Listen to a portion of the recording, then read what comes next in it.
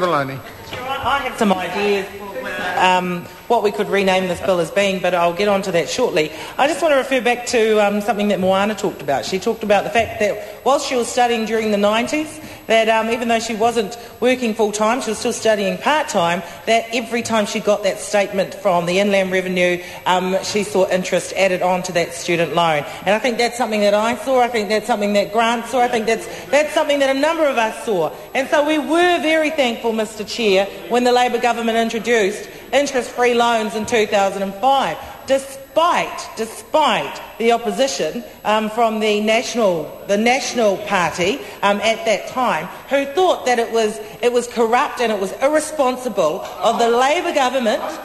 They called it a hoax, Mr Chair, and they thought it was irresponsible of the Labor government to provide that provision for all New Zealanders to ensure that they had equal access and equal opportunity to tertiary education. And we know that one of the biggest barriers is the finances, Mr Chair. So all I can say as a person that went through tertiary study during the very, very, very bad 90s, is that I appreciated the fact that in 2005 student loans were made interest-free. Now, across the course of this debate, we've had a few interjections and a few comments come from the floor. Now, I just want to clarify something for Mr Garrett, who interjected earlier on and asked if I had even graduated, which is a typical attitude from Mr Garrett. I just want to clarify for Mr Garrett, yes, I did graduate, Mr Garrett. I graduated 3 different times with 3 different qualifications. So thank you very, very, very much, Mr Garrett, but yes, I did. Now, in terms of renaming the bill, so if we actually look at the title, at the moment we have Student Loan Scheme, Exemptions and Miscellaneous Provisions Amendment Bill.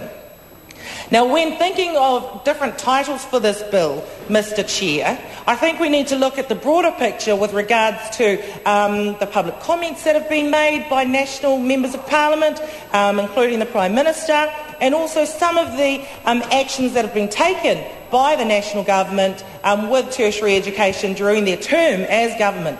And so I think that one possible title, instead of Student Loan Scheme Exemptions and Miscellaneous Provisions Amendment Bill, could be Student Loan Scheme, and in brackets, doesn't really make up for Paula Bennett's TIA cuts, but anyway, Amendment Bill.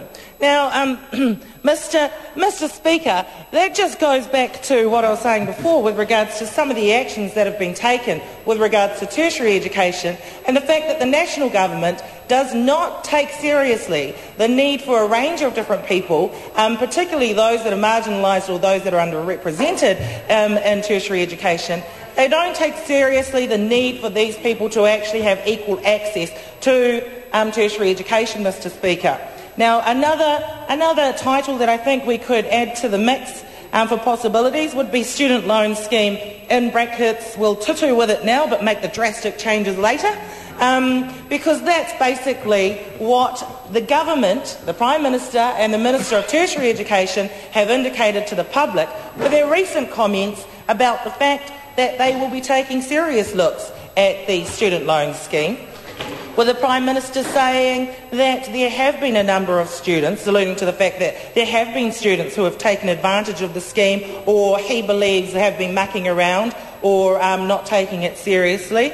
And all of these things, Mr Chair, indicate that down the track they will be looking to make drastic changes. And as has been mentioned in this House today, the ones that will be affected by those changes down the track that we anticipate the government making will be those from lower income families, those who are Māori or Pacific, and also, as I mentioned before, Mr Speaker, women. Now, women already, we've received a number of letters and emails from women stating that it would be very difficult for them this year to study, knowing that their training incentive allowance wasn't going to be available for them. Now, the Minister of Social Development had said that she was going to put in a provision so they could get an extra $500 in their student loan. But, Mr Chair, $500 from a student loan is nothing compared to the $3,800 that was cut by the training incentive allowance. And that $3,800 was cut by women who are looking after children by themselves, are already struggling with things like childcare and even transport with regards to getting to their tertiary institution, and for many of them having come out of sometimes tumultuous relationships And then we get this Minister of Social Development that decides to cut something from them. Chris Hipkins.